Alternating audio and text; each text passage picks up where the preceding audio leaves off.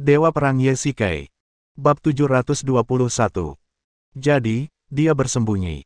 Ye Shikai bergumam. Chen Yuxin meminta orang-orang untuk meningkatkan penyelidikan, tetapi tidak ada berita sepanjang malam. Tampaknya pembunuhnya terlalu licik. Memang, dengan keterampilannya, dia pastilah seorang ahli.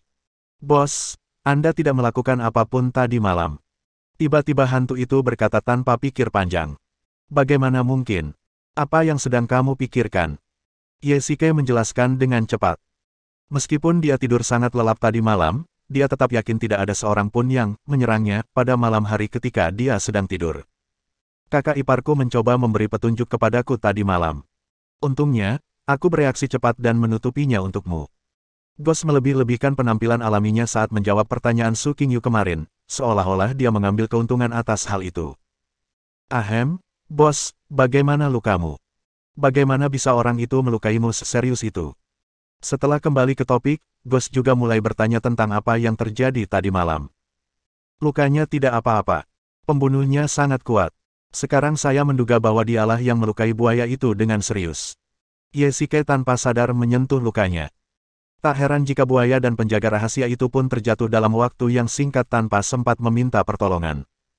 Ternyata mereka bertemu dengan seorang guru yang begitu kuat. Bos, bagaimana dengan bulan madumu dengan kakak iparmu?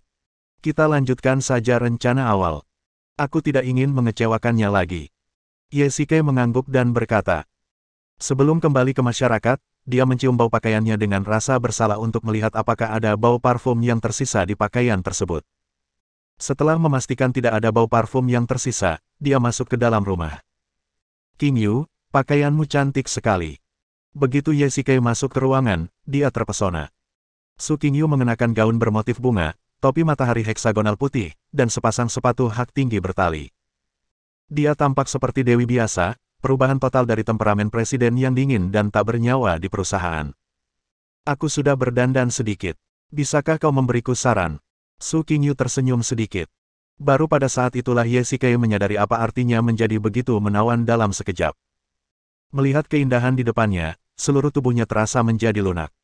Satu-satunya keluhanku adalah gambarnya terlalu indah. Ye Shikai melangkah maju perlahan dan tak dapat menahan diri untuk mulai mengaguminya.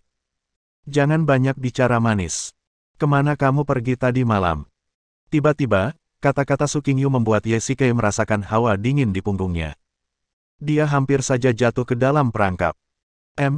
Ini masalah penting. Ye Shikai tidak berani mengatakan padanya bahwa dia hampir ditikam sampai mati oleh seorang pembunuh tadi malam, apalagi mengatakan bahwa dia tidur di rumah wanita lain tadi malam. Dia hanya mencari alasan untuk menghindari tanggung jawab. Apakah ini benar-benar terjadi? Su Qingyu merasa skeptis. Tentu saja, kalau tidak, aku tidak akan menghabiskan malam di luar. Baiklah, kali ini aku akan percaya padamu. Cepat ganti bajumu, kita akan berangkat sore ini. Su Qingyu tersenyum tipis dan mengeluarkan 2 tiket pesawat. Ye Shikai sedikit terkejut. Tampaknya Su Qingyu semakin menantikan perjalanan bulan madu ini. Baiklah, tunggu sebentar. Ye Shikai mengambil satu set pakaian kasual untuk bepergian, berjalan ke kamar mandi, dan mengangkat kemejanya. Ye Shikai tanpa sadar melihat lokasi lukanya, takut Su Qingyu akan menyadari sesuatu. Namun, kejadian mengejutkan terjadi. Ye Shikai memperhatikan punggung dan perutnya dengan saksama. Kala itu, belati itu sempat menusuk perutnya, meninggalkan luka tusuk di kedua sisi, namun kini sudah tidak ada bekasnya, seakan-akan tidak terjadi apa-apa. Ini terlalu ajaib. Tahukah kau, baru saja lewat semalam, dan lukanya belum sembuh total, dan sudah tidak ada bekasnya lagi. Ye Shikai teringat perlakuan Chen Yuxin tadi malam. Saya tidak menyangka keterampilan medis keluarga Chen begitu maju. Ye Shikai menyentuh lokasi luka di ingatannya, yang telah berubah menjadi sepotong kulit utuh, seperti bayi yang baru lahir. Berbicara tentang ini, Ye Shikai tiba-tiba teringat bahwa dia merasakan sedikit rasa sakit dan gatal pada lukanya tadi malam. Apa yang sedang terjadi? Mungkin itu efek obatnya. Tak peduli apapun, untung saja lukanya sudah sembuh. Ye Shikai tidak percaya bahwa Chen Yuxin akan menyakitinya, sama seperti Su Qingyu tidak akan pernah menyakitinya. Jiangnan. Di selatan sungai yang pada musim gugur, cuaca sudah agak dingin, bahkan sedingin Beijing. Jauh di dalam pegunungan, 2 sosok tengah berjalan menuju lereng gunung. Kedua orang itu adalah Chen Yuxin dan Chen Ruoya. Gunung tua ini adalah tempat leluhur keluarga Chen berlatih meditasi. Meskipun gunungnya tidak besar, pepohonannya tersusun menurut 8 trigram. Orang-orang biasa tidak dapat menemukan tempat untuk bermeditasi sama sekali. Bahkan jika Chen Yuxin datang, dia harus membandingkan formasi dan menemukan pusat formasi. Kamu turun gunung dulu. 2 hari kemudian, kalau aku belum turun gunung, kamu boleh naik lagi. Chen Yuxin berkata ringan, sambil menatap 2 pohon di depannya. Ya, Patriark. Chen Ruoya mengangguk dan melangkah mundur. Chen Yuxin menarik napas dalam-dalam dan berjalan menuju ruang di antara 2 pohon. Tiba-tiba, beberapa sinar cahaya mengelilingi tubuhnya. Seluruh tubuh Chen Yuxin menjadi semakin transparan, dan akhirnya menghilang dari tempatnya. Ketika Chen Yuxin membuka matanya lagi, dia melihat pemandangan indah pegunungan dan sungai di depannya. Di tengah lereng gunung itu terdapat sebuah gua besar. Siapa ini? Saat Chen Yuxin mendekat, sebuah suara panjang melayang keluar dari gua dan bergema di antara pegunungan. Kakek, ini aku. Aku di sini untuk menemuimu. Chen Yuxin berdiri di pintu masuk gua, menunggu dengan sabar jawaban. Xiao Siner, di luar berangin, cepatlah masuk. Tidak lama kemudian, suara Chen Yaozu terdengar lagi dari gua. Terima kasih, kakek. Chen Yuxin perlahan berjalan ke dalam gua. Di atas ranjang batu, Chen Yaozu sedang duduk bersila dengan mata terpejam. Suara tadi juga dihasilkan oleh kekuatan internalnya. Kemampuan ini juga memerlukan pengembangan yang sangat kuat. Selamat, kakek, atas pencapaian tingkat kekuatan yang baru. Chen Yuxin melirik lelaki tua yang terbaring damai di tempat tidur, yang memancarkan aura keagungan tanpa terlihat marah. Tiba-tiba dia membungkukkan kedua tangannya dan terkekeh. Siner benar-benar bisa melihatnya. Chen Yaozu perlahan membuka matanya dan berjalan turun dari ranjang batu. Dalam dunia pembudidayaan, bagaikan ikan besar memakan ikan kecil. Petani yang kultivasinya tinggi, dapat melihat petani yang kultivasinya rendah. Sebaliknya mereka yang kultivasinya rendah secara alamiah tidak dapat melihat mereka yang kultivasinya tinggi. Kultivasi Chen Yuxin secara alami tidak sebaik Chen Yaozu, tetapi dari ekspresi wajahnya orang bisa tahu bahwa kultivasinya telah meningkat. Ini sangat mengejutkan Chen Yaozu. Siner, duduklah di sini. Chen Yaozu berjalan ke kursi batu di sampingnya dan meminta Chen Yuxin untuk duduk. Dengan lambaian lengan bajunya, seperangkat peralatan minum teh muncul di meja batu. Kakek, biar aku saja. Chen Yuxin ingin maju untuk membantu, tetapi dihentikan oleh Chen Yaozu. Kamu sekarang adalah kepala keluarga Chen. Tidak pantas menuangkan teh untuk orang lain. Chen Yaozu berkata dengan ringan. Kakek, apa yang kau bicarakan? Meskipun dia kepala keluarga, dia tetaplah juniormu. Apa salahnya menuangkan teh? Chen Yuxin berkata lembut. Gadis kecil, kamu benar-benar pandai berbicara. Chen Yaozu tersenyum tipis dan melambaikan lengan bajunya lagi. Teh hijau yang harum perlahan muncul dari 2 cangkir Diabolo. Bab 722. Kakek, hari ini adalah hari ulang tahunmu. Awalnya aku ingin mengadakan upacara besar untukmu, tetapi kakek tidak mengizinkanku, jadi aku datang ke sini dengan beberapa hadiah. Chen Yuxin berkata sambil tersenyum dan meletakkan kotak di tangannya di atas meja batu. Tentu saja aku harus menerima pemberian Siner. Aku sudah lama menyendiri dan tidak suka diganggu. Chen Yaozu melambaikan tangannya, dan kotak kayu di atas meja perlahan melayang di udara dan mendarat dengan mantap di rak. Siner, kamu pasti khawatir tentang sesuatu. Chen Yaozu tiba-tiba mengatakan ini sambil minum teh. Kakek, apa yang sedang kamu bicarakan? Chen Yuxin meletakkan cangkir teh di tangannya dan wajah cantiknya memerah. Siner, jangan sembunyikan apapun dariku, orang tua. Aku tahu betul pikiranmu. Chen Yaozu menunjukkan senyum ramah. Memang Chen Yuxin dibesarkan olehnya, namun dalam hal mengamati tutur kata dan ekspresi orang lain, Chen Yuxin masih sedikit kurang. Jika Chen Yaozu adalah seekor rubah tua, maka Chen Yuxin adalah seekor rubah kecil. Kakek, itu masalah pribadiku, aku. Jika Siner tidak ingin membicarakannya, tidak apa-apa. Aku hanya bertanya, orang tua. Chen Yaozu tersenyum tipis. Dia telah berlatih menyendiri selama bertahun-tahun dan sudah lama tidak peduli lagi dengan urusan duniawi. Namun sesungguhnya, menjauh dari dunia sekuler bukan berarti ia tidak mengetahui apapun. Apa yang diketahui Chen Yaozu jauh melampaui pemahaman orang biasa. Anda dapat mengetahui segalanya tentang dunia tanpa harus meninggalkan rumah. Chen Yaozu telah mendengar nama Ye Shikai sejak lama, dan dia juga mengetahui hubungan indah antara dia dan cucu perempuannya yang paling dicintainya.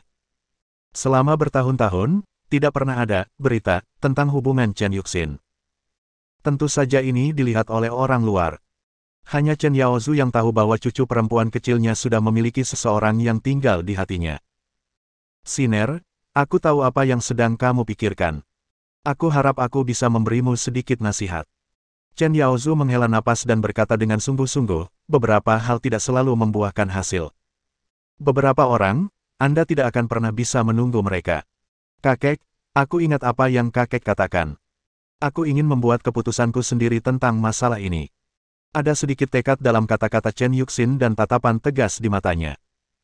Chen Yaozu dengan sungguh-sungguh menasihatinya untuk tidak menghabiskan lebih banyak waktu pada Ye Shikai. Chen Yuxin bukan orang bodoh. Dia juga tahu bahwa hubungan antara Ye Shikai dan Su Qingyu telah lama melampaui ketidakberdayaan dan kompromi kontrak pernikahan pada saat itu. Tetapi dia masih memiliki fantasi dalam hatinya. Masalah hati itu kokoh, tetapi juga rapuh, terutama bagi seseorang dengan status seperti Ye Shikai. Bagi orang biasa, untuk bersamanya, itu ditakdirkan menjadi kehidupan yang penuh pasang surut. Di masa lalu, Chen Yuxin dan Ye Shikai tidak bersama karena perbedaan latar belakang dan status keluarga. Tetapi sekarang, Ye Shikai telah menjadi penguasa dunia bawah tanah, dan dia juga telah menjadi kepala salah satu dari 4 keluarga besar di Anjing. Status ini cukup untuk dianggap sebagai pasangan yang sempurna. Terlebih lagi, hubungan antara Chen Yuxin dan Ye Shikai tidak tertandingi. Sudah menjadi kodrat wanita untuk mencintai fantasi, meski hanya sedikit. Karena Siner sudah memutuskan, aku tidak akan mengatakan apa-apa lagi. Aku akan mendukungmu dalam segala hal yang kau butuhkan. Terima kasih, kakek. Apakah kamu mengambil sesuatu dariku terakhir kali? Chen Yaozu tiba-tiba mengalihkan pembicaraan dan berkata, meskipun racun cinta bukanlah senjata pembunuh, Siner, seharusnya kau memberitahuku sebelum kau meminumnya. Kakek, maafkan aku. Aku takut kakek akan marah, jadi. Lupakan saja, Siner, kamu sekarang adalah kepala keluarga, jadi kamu harus bijaksana dalam melakukan sesuatu. Meskipun racun cinta ini tidak terlalu merusak, racun ini tetap sangat berbahaya. Kakek, jangan khawatir. Di pesawat, Ye Shikai memegang tangan kecil Su Qingyu dan melihat pemandangan di luar jendela. Itu sungguh dramatis. Setengah tahun yang lalu, dia berangkat dari bandara kerajaan di Eropa untuk menikahi seorang wanita bernama Su Qingyu. Setengah tahun kemudian, dia kembali ke sini bersama istrinya yang telah menikah karena pertunangan. Mengapa Tang Yun tidak ada di sini? Ye Shikai melihat sekeliling dan tidak bisa menahan diri untuk bergumam. Bukannya dia begitu peduli pada Tang Yun, tetapi dia akan bertemu dengannya setiap kali dia naik pesawat ini. Dia tidak bertemu dengannya hari ini, dan dia merasa sedikit tidak nyaman. Apa yang sedang kamu bicarakan? Oh, tidak ada apa-apa. Ye Shikai kembali sadar dan berkata berulang kali. Sayang, ini pertama kalinya aku bepergian dalam waktu yang lama. Su Qingyu dengan lembut bersandar di dada Ye Shikai, penampilannya yang seperti burung kecil membuat orang merasa sangat nyaman. Sejak malam pertama itu, Su Qingyu mulai menunjukkan sedikit lagi jejak pesona dewasa yang hanya dimiliki wanita, yang hampir tak dapat ditolak oleh semua pria. Jika kamu suka, kita bisa datang lebih sering di masa mendatang. Ye Shikai berkata dengan lembut, sibuk dengan urusan perusahaan sepanjang waktu akan mempercepat proses penuaanmu. Apa? Jadi tua? Setelah mendengar ini, Su Qingyu segera mengeluarkan cermin kecil, melihat ke kiri dan ke kanan, seperti gadis yang tergila-gila pada cinta. Ye Shikai tidak dapat mengingat mengapa dia begitu terobsesi dengan kecantikan. Baiklah, oke, itu hanya candaan. Ye Shikai menyentuh bahu Su Qingyu. Tiba-tiba, rasa sakit yang menusuk datang dari lukanya tadi malam, dan dia tersentak kesakitan. Ada apa denganmu? Su Qingyu menyadari keanehannya dan bertanya dengan cepat dengan khawatir. Aku baik-baik saja. Sepertinya cedera lamaku kambuh lagi. Nanti juga akan membaik. Ye Shikai menghela napas lega dan mengedarkan energi internalnya, tetapi menemukan bahwa tidak ada yang salah dengan tubuhnya. Itu mungkin akibat cedera serius terakhir. Baguslah, kamu istirahat saja. Ye Shikai berbalik lagi, melihat keluar jendela, dan rasa sakitnya tiba-tiba menghilang. Setelah turun dari pesawat, Ye Shikai terkejut menemukan seorang teman lama di antara kerumunan. Halo, Bonason. Ye Shikai memegang tangan Su Qingyu dan berjalan menuju pintu keluar. Dia dapat melihatnya bukan karena hal lain, tetapi karena pemandangan itu. Ada lebih dari 30 pengawal di sekitar Bonason. Jika Anda tidak tahu, Anda akan mengira dia adalah penjahat dalam kasus besar. Namun, itu bisa dimengerti. Dia adalah seorang kapitalis besar, dan keselamatan tentu saja menjadi prioritas utama. Tuan Pluto, Nyonya Ratu Dunia Bawah, selamat datang. Bonasen berkata dengan hormat. Dia berbicara bahasa Prancis, yang dapat dimengerti Ye Shikai, tetapi sangat sulit bagi Su Qingyu untuk memahaminya. Lagi pula, ini bukan negosiasi bisnis, dan mustahil baginya untuk selalu ditemani penerjemah. Bonason, mengapa kamu ada di sini? Tuan Ghost telah memberitahu saya sebelumnya bahwa saya akan berusaha sebaik mungkin menjadi tuan rumah yang baik saat kalian berdua datang ke Prancis. Bukankah ini ide yang buruk? Su Qingyu merasa sedikit malu. Bonason dapat dikatakan sebagai senior di dunia bisnis. Bahkan buku pelajaran kuliahnya pun memuat catatan tentang Bonason. Tidak apa-apa, Bonason dan aku adalah teman lama. Ye Shikai tersenyum tipis. Bab 723. Su Qingyu merasa tersanjung karena Bonasen datang menyambut mereka berdua secara langsung. Seolah-olah seorang bintang besar mengundangnya makan malam, dan hampir mustahil untuk ditolak. Tetapi pada saat yang sama, Su Qingyu dengan sopan menolak kebaikan Bonasen. Lagi pula, bulan madu adalah urusan pribadi seorang wanita. Su Qingyu hanya ingin menghabiskan waktu berdua dengan Ye Shikai, jadi dia menolak kebaikan Bonasen. Bonason, kalau begitu, mari kita bersenang-senang sendiri. Terima kasih atas kebaikanmu. Ye Shikai juga memahami pikiran Su Qingyu. Bonason adalah seorang veteran bisnis, dan Su Qingyu malu untuk mengatakan tidak, jadi Ye Shikai yang mengatakannya. Kalau begitu, saya doakan agar kalian berdua menikmati perjalanan di Prancis. Bonasen memberi instruksi kepada orang-orang di sekitarnya bahwa jika mereka berdua mempunyai masalah di Prancis, mereka harus segera ditangani dan semua kebutuhan mereka harus dipenuhi. Terima kasih banyak. Ye Shikai tersenyum dan mengangguk. Orang Prancis sangat mementingkan kesopanan. Tentu saja, Ye Shikai juga membawa hadiah untuk Bonason kali ini, sebuah porselen dinasti Song. Ini adalah barang antik yang tak ternilai harganya. Konon obsesi barat dengan porselen Cina itu gila-gilaan, dan Bonason tidak terkecuali. Dia memiliki banyak koleksi porselen di rumah. Bahasa Indonesia. Ye Shikai mengendarai mobil yang terdaftar atas nama Istana Ming dan membawa Su Qingyu keluar dari bandara. Sepanjang perjalanan, Su Qingyu tampak sangat bahagia dan memiliki kegembiraan yang tak tertahankan. Apa yang membuatmu begitu bersemangat? Ye Shikai berkata sambil tersenyum. Tidak. Wajah cantik Su Qingyu memerah lagi saat mendengar ini, seolah-olah rahasia memalukan seorang gadis kecil telah terbongkar oleh orang lain. Sebenarnya pikiran Su Qingyu sangat sederhana. Alasan mengapa Bonasen menyambut mereka dengan meriah hari ini tentu saja karena kekuatan Ye Shikai. Sebagai seorang istri, tentu saja dia merasa bahagia dari lubuk hatinya melihat suaminya begitu anggun. Di sisi lain, bulan madu ini juga merupakan hal yang telah lama dinantikan oleh Su Qingyu. Kita mau kemana sekarang? Su Qingyu segera mengganti topik pembicaraan. Ayo kita pergi ke tempat tinggalku. Ye Shikai memutar kemudi. Tempat tinggal yang disebutkannya adalah properti yang dimilikinya di Prancis saat itu. Itu adalah rumah bangsawan berukuran sedang. Ketika dia berada di luar negeri, Ye Shikai biasanya tinggal di sini jika dia tidak berada di Istana Dunia Bawah. Wow! Su Qingyu tidak dapat menahan diri untuk berseru setelah memasuki istana. Meski ukurannya sedang, namun tampak sangat besar baginya. Di sana terdapat rumah-rumah bangsawan, kebun anggur, dan sejumlah peralatan. Dibandingkan dengan kota metropolitan Yanjing di mana setiap jengkal tanahnya berharga, tempat ini dapat digambarkan sebagai Taman Eden. Terutama bagi seseorang seperti Su Qingyu yang berada dalam ritme kerja intensitas tinggi untuk waktu lama, tempat liburan semacam ini hanyalah surga. Ada cukup banyak pelayan di istana itu. Tentu saja mereka semua dari Istana Dunia Bawah. Ye Shikai mengendarai mobil ke garasi dan memindahkan koper keluar. Tuan Pluto, selamat datang kembali. Tiba-tiba keluarlah seorang wanita cantik berkulit putih dengan pakaian pembantu, diikuti beberapa pelayan. Pena, lama tidak bertemu. Ye Shikai tersenyum tipis dan berbicara dalam bahasa Prancis yang fasih, sambil mendorong koper di tangannya. Perkenalkan istriku, Su Qingyu. Jadi wanita cantik ini adalah Ratu Dunia Bawah. Senang bertemu denganmu. Pena membungkuk sedikit dan berkata, Qingyu, Ayo naik ke atas. Ye Shikai meraih tangan Su Qingyu dan memasuki mansion. Sama seperti di luar, di dalam juga banyak pembantu yang membersihkan, perabotan dan dekorasinya pun bergaya barat semua. Siapa wanita itu? Di kamar tidur utama, Su Qingyu menutup pintu dan segera menyingkirkan senyum di wajahnya. Sebaliknya, dia memasuki mode interogasi. Wanita, siapa yang sedang kamu bicarakan? Ye Shikai bingung dan tidak tahu mengapa Su Qingyu tiba-tiba marah. Itu, wanita. Su Qingyu hampir mengumpat, wajah cantiknya memerah, dan dia tidak tahu bagaimana menjelaskannya. Kau sedang berbicara tentang Pena. Siapa lagi kalau bukan dia?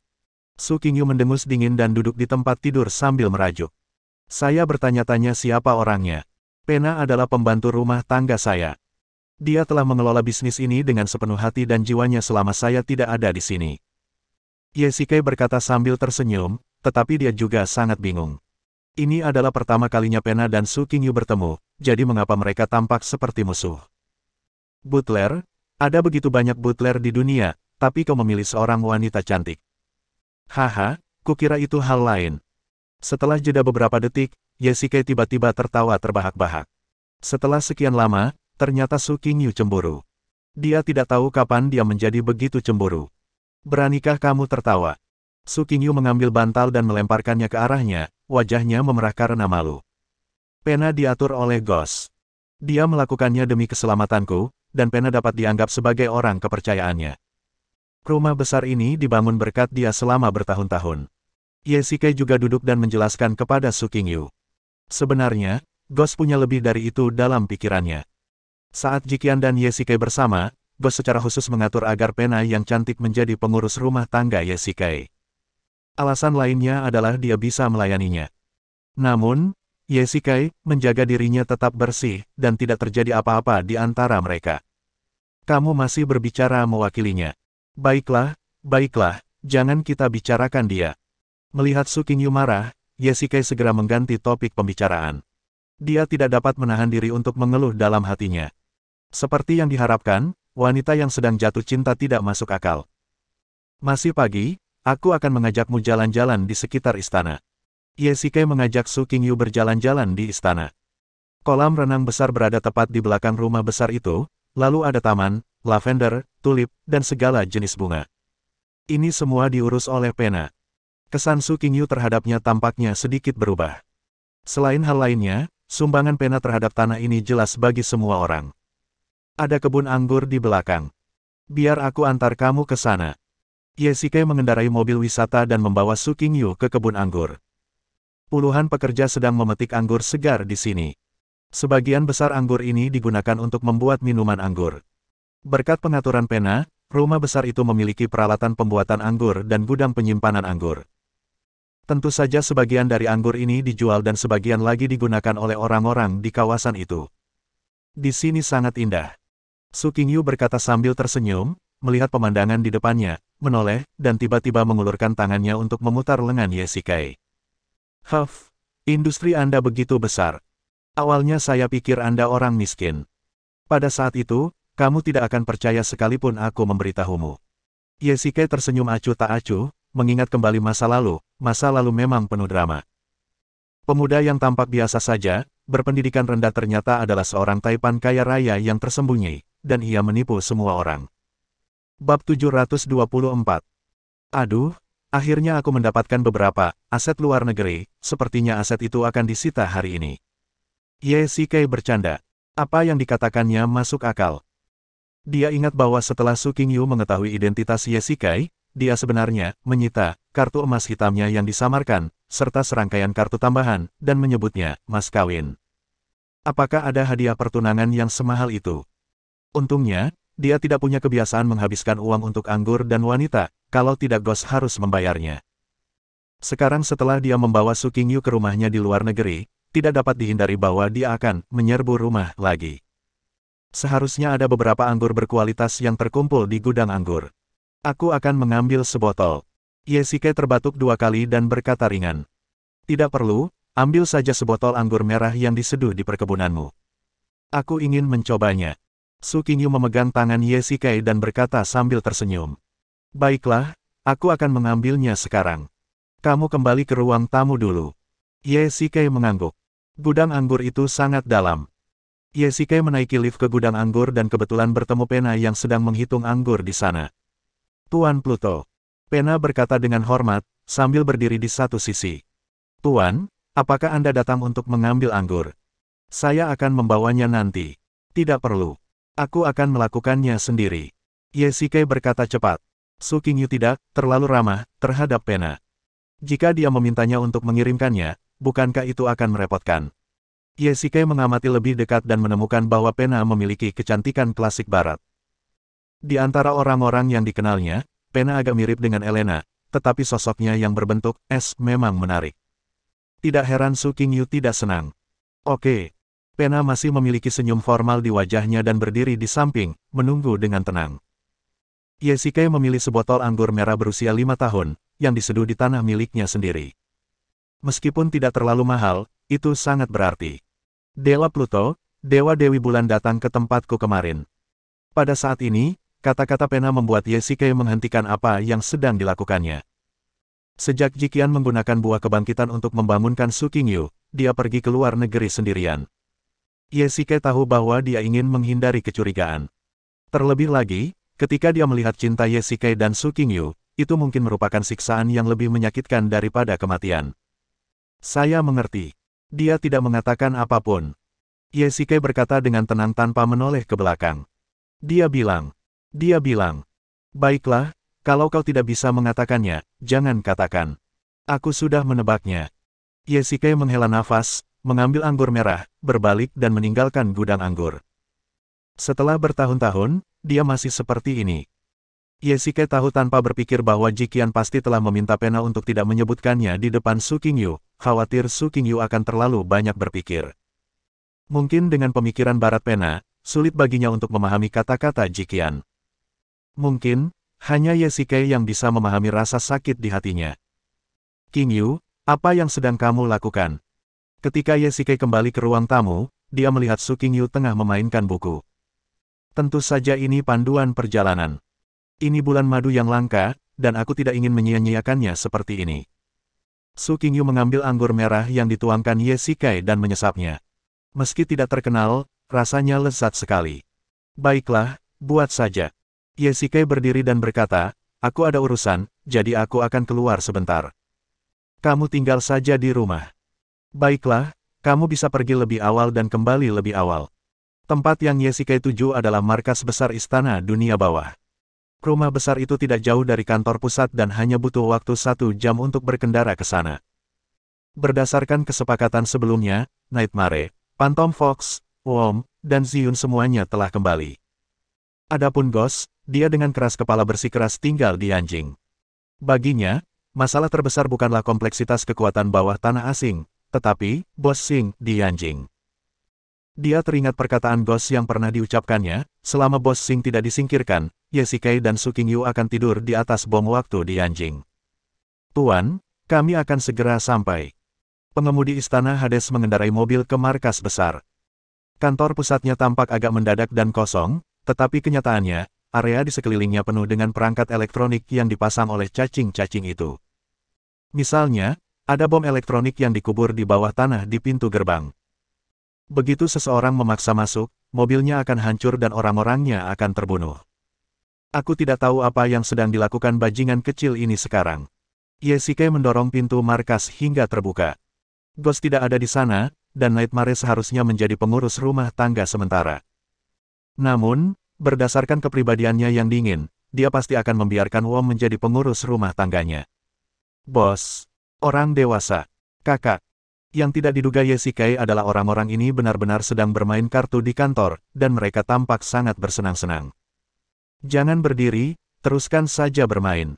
Ye Shikai melambaikan tangannya dan meminta semua orang untuk duduk. Dia datang ke kantor pusat hanya untuk melihat situasi. Sekarang reputasi Zeus dan Aphrodite tidak lagi seperti dulu.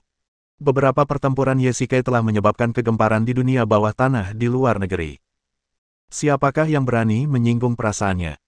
Oleh karena itu, selama kurun waktu ini, Istana Hades dapat dikatakan mampu bergaul dengan semua orang, dan tentu saja tidak banyak musuh yang terbuka. Kakak, Kudengar kamu dan kakak iparmu datang ke sini untuk berbulan madu. Ya, dia sangat menderita selama masa ini. Dia baru saja menikah, jadi sudah sepantasnya dia berbulan madu. Kata Ye Shikai. Tuan, saya telah memerintahkan pengawal rahasia untuk memberikan perlindungan setiap saat. Mimpi buruk tidak pernah bercanda. Kemanapun Su Qingyu pergi, penjaga rahasia akan melindunginya. Di Yanjing, Ghost yang bertanggung jawab atas masalah ini. Di Eropa, tentu saja Nightmare yang mengaturnya secara pribadi. Bagus sekali.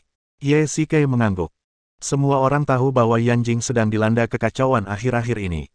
Selama periode ini, Ghost juga melakukan pembersihan di sana. Saya tidak ingin terjadi kecelakaan apapun di sini. Bos, kenapa aku tidak kembali ke Yanjing saja hari ini? Ghost sedang menyelidiki di sana, dan kurasa aku bisa membantu. Saat ini, Wom berinisiatif mengatakan bahwa teknologi interogasi elektroniknya sungguh menakjubkan. Ye Shikai memikirkannya dan setuju. Saat ini, aligator terluka parah, dan tidak banyak orang yang tersedia di tempat Ghost. Satu orang lagi berarti sedikit lebih kuat. Saat Ye Shikai berbicara, wajahnya tiba-tiba menjadi pucat dan dia merasakan sakit yang tajam di punggungnya. Rasa sakitnya langsung menjalar ke tulang-tulangnya dan tak tertahankan. Bos, ada apa denganmu? Kakak, kamu baik-baik saja. Melihat itu semua orang berkumpul. Ye Shikai melambaikan tangannya. Setelah beberapa saat, rasa sakit itu menghilang, seolah-olah tidak pernah muncul, tetapi keringat di wajahnya mengatakan kepadanya bahwa rasa sakit itu nyata. Sebaliknya, sumber rasa sakit kali ini tampaknya berada di dekat luka, sekitar 2 inci di atas luka. Sama seperti kemarin, Ye Shikai menggunakan kekuatan internalnya untuk menjelajahinya, tetapi masih sama seperti sebelumnya, tanpa kelainan. Kakak, apa yang terjadi padamu tadi? Kamu terlihat sangat jelek. Ziyun adalah seorang ahli dalam bahan obat-obatan. Melihat Ye Shikai seperti ini, dia punya firasat buruk dan wajahnya pun langsung berubah serius. Ini seharusnya hanya gejala sisa, tidak ada yang serius. Bab 725. Biarkan aku melihatnya. Ziyun mengeluarkan alat diagnostiknya dan ingin maju untuk memeriksa tubuh Ye Shikai. Baiklah kalau begitu, bantu aku melihatnya. Ye Shikai mengangkat kemejanya, tetapi tertegun oleh pemandangan di depannya.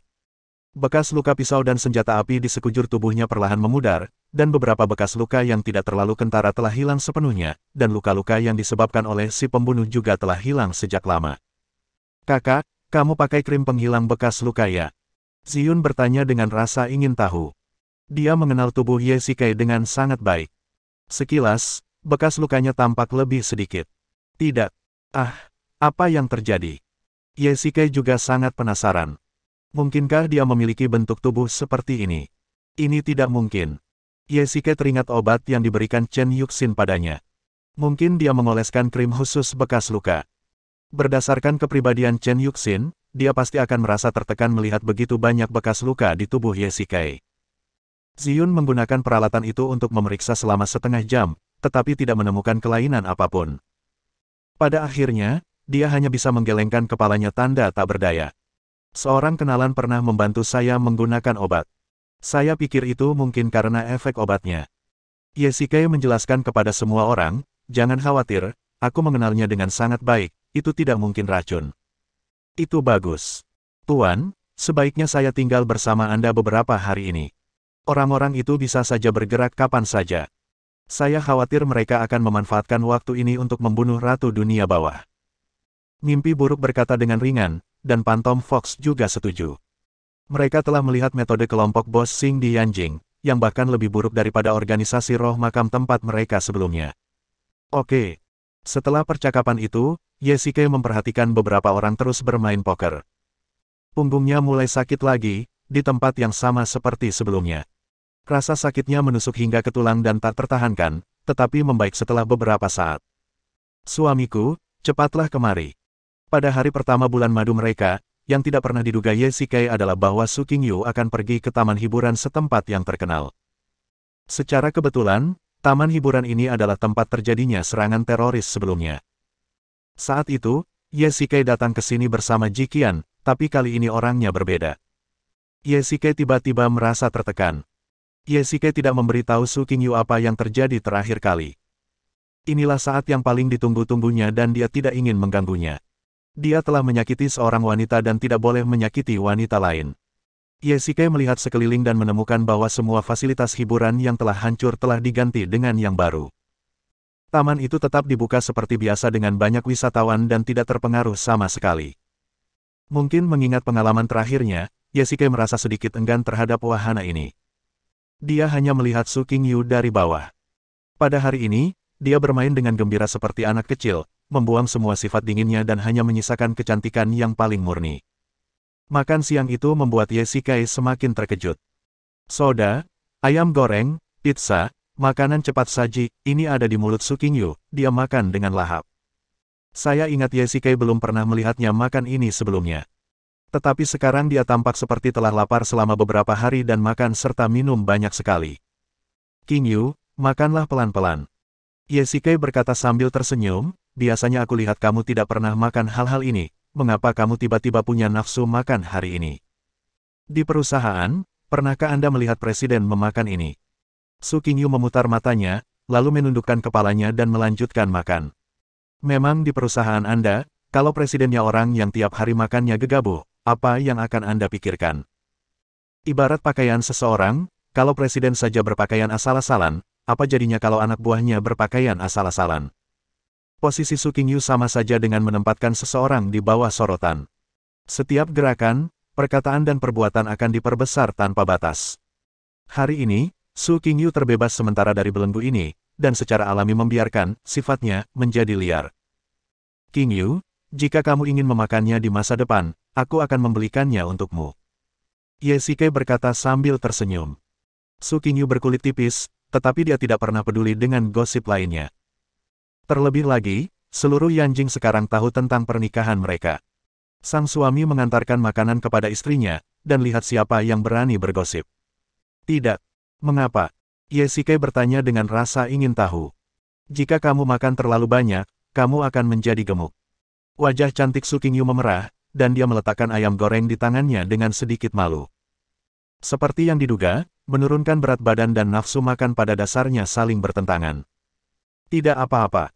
Aku tetap menginginkanmu meskipun kamu gemuk. Ye Shikai menggoda. Su Qingyu mengulurkan tangan kecilnya dan mencubit lengannya dengan keras. Huff. Kalau kau tidak berani menginginkanku, aku akan menggigitmu sampai mati. Su Qingyu memperlihatkan dua baris giginya yang putih, dan dua gigi taring kecilnya terlihat sangat lucu. Keduanya saling berpandangan dan tidak dapat menahan tawa. Sore. Jika sebelumnya Su Qingyu masih belum sepenuhnya melepaskannya, maka setelah menyantap hidangan, ayam goreng, ini, Su Qingyu bisa dikatakan telah terlahir kembali, seolah-olah liburan musim semi yang dinantikan oleh siswa sekolah dasar itu akhirnya tiba. Cepat kemari. Saya ingin naik roller coaster. Dan biang lala. Ye Shikai bahkan curiga bahwa Su Qingyu telah diremajakan. Dia bermain selama 4 atau 5 jam terus-menerus dan bahkan tidak merasa lelah sama sekali. Qingyu, tunggu aku.